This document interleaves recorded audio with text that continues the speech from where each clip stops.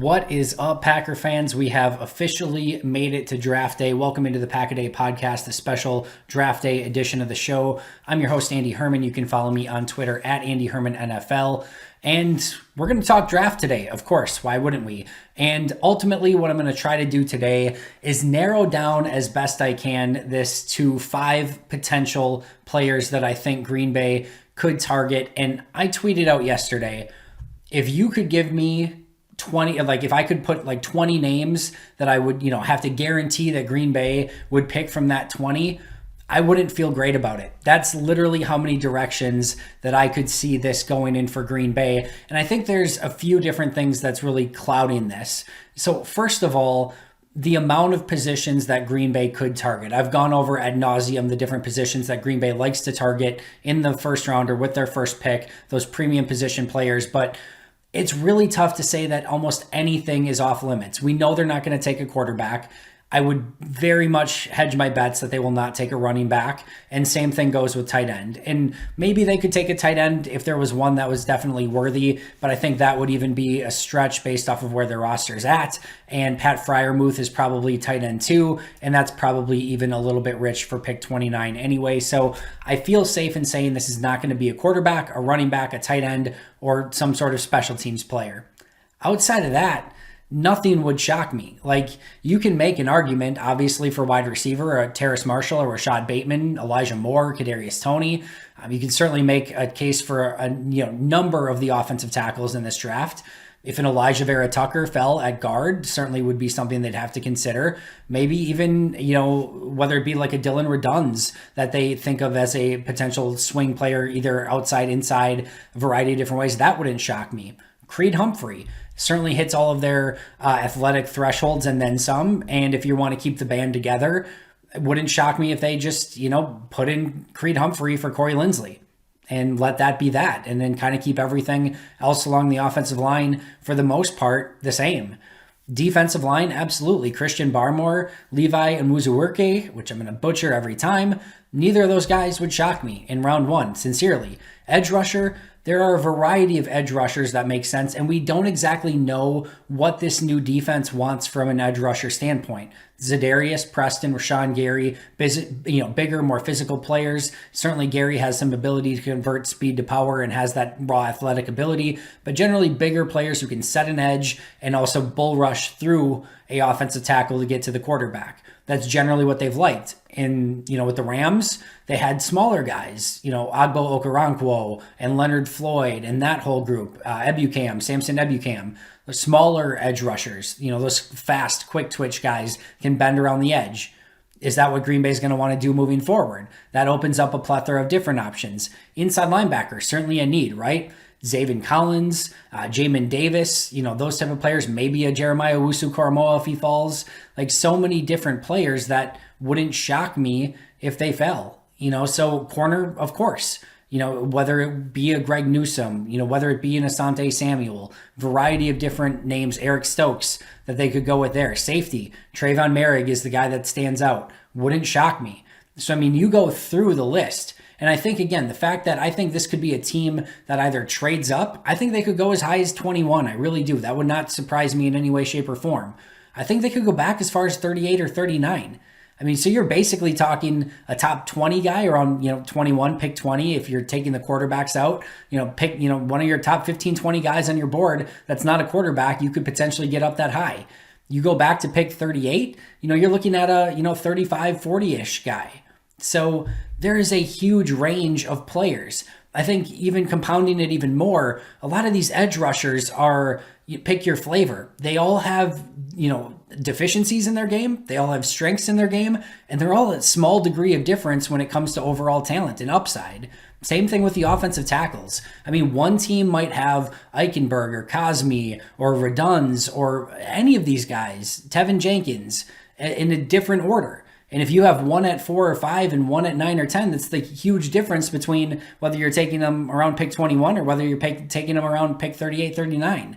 So I just think there's so much up for grabs, more than even most drafts. And then again, we didn't have a full college football season. Some of the athletic testing wasn't the same. No NFL combine. We have injury issues for guys like Caleb Farley. Terrace Marshall has some, rumors that he has some injury issues going on. So it's a full cloud over this draft pick, and it's really hard to see through it. So that is my disclaimer here as I try to narrow it down to 5 specific players that I think it may be. And make sure to check out my Packer Report article today where I actually go through all 12. I narrowed it down to 12 in total. I'm going to go over those top 5 today here on the show. But if you want my full 12 that I narrowed it down to, make sure to check out PackerReport.com. That launches at 7 a.m. on Friday. But I'm going to start with number 5 here.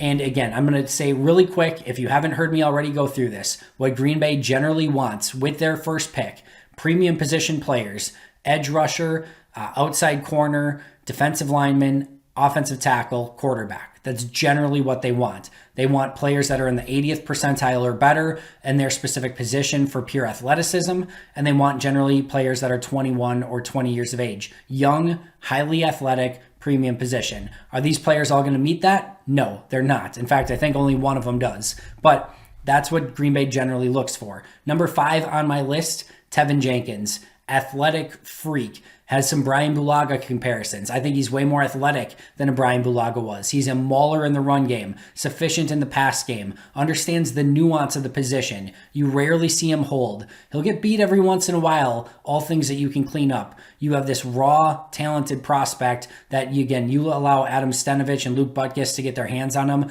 I love his upside. I think you have a 10-year right tackle right there with Tevin Jenkins. The downside, why Green Bay may not be as high on him, first of all, he could be gone. Number 2, 23 years of age. Again, everyone, last 6 picks that they've taken, pick 33 or higher, have all been age 20 or 21. They've generally wanted those young prospects. You take that away and you can get over that. Tevin Jenkins fits everything else that they possibly look for. Certainly a position of need. You might say, Andy, David Bakhtiari is going to be the left tackle. Billy Turner is your right tackle for at least this year and next year. Why are you drafting another tackle? Well, again, most of you are going to know that versatility that Billy Turner has, that versatility that Elgton Jenkins has. You can never have enough depth along your offensive line. And there are some people that also think that Tevin Jenkins could kick in and play some guard as well. I think he could, but I think he'd be wasting him. I think he's a pure right tackle in the NFL. So I think this would be a great pick for Green Bay, and certainly something that I would be all on board with and all in on.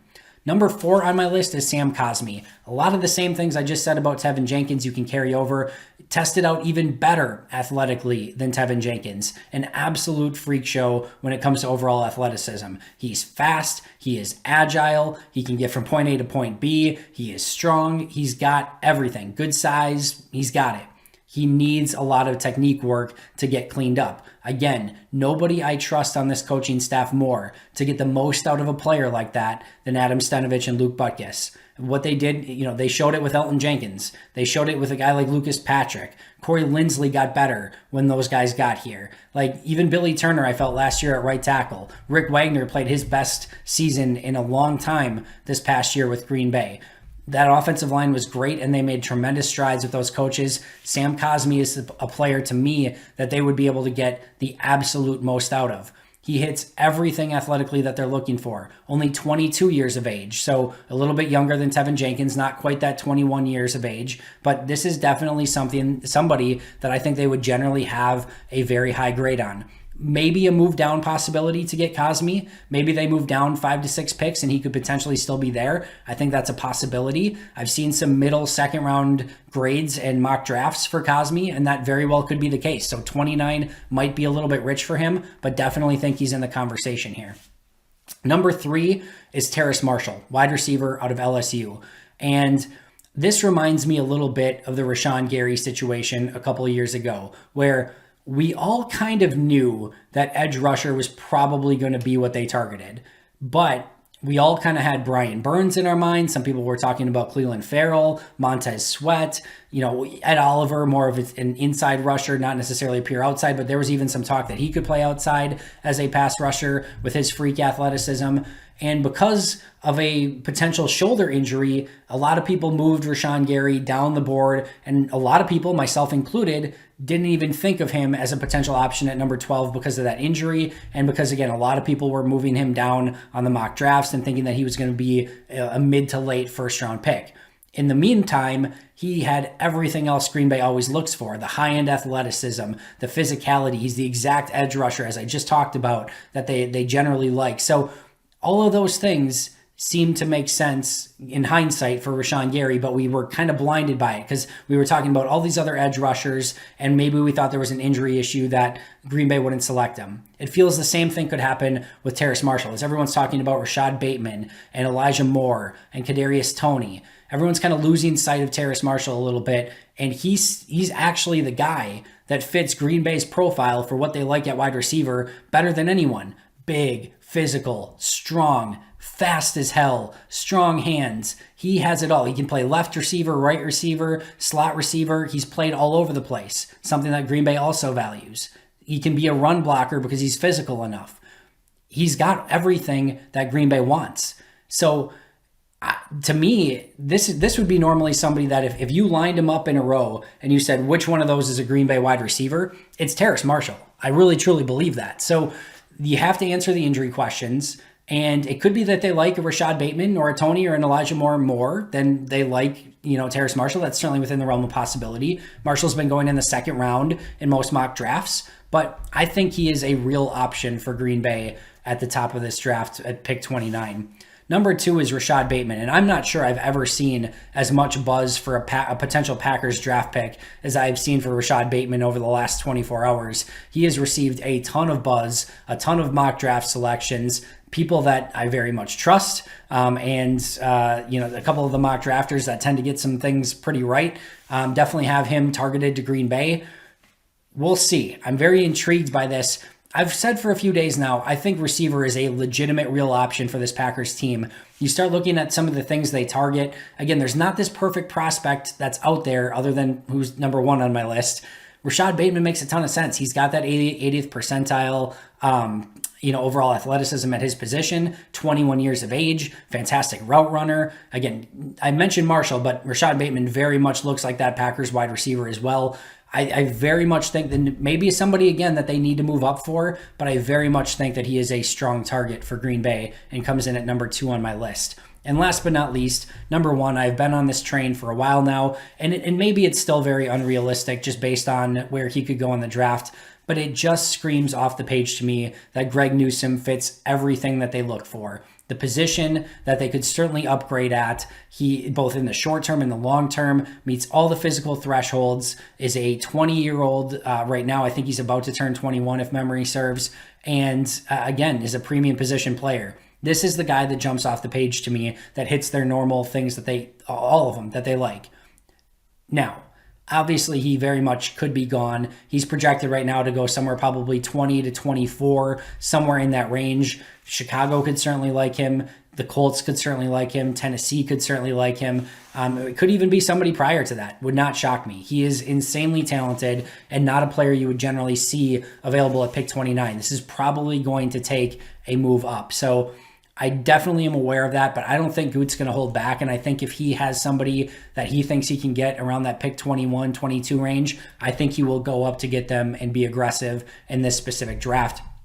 This is a draft that isn't quite as deep as most. He has 10 picks. I don't think he's going to mind one iota if he has to go down to 6 picks, but can get one of his top, first round grades, which my guess is they have maybe 19 or 20, maybe 21 first round grades in this draft. If he can go up to pick 21 and get one of those guys, I very much expect him to try and do so. So let me just, so recapping: Tevin Jenkins, Sam Cosmi, Terrace Marshall, Rashod Bateman, Greg Newsome. That's kind of my list of 5.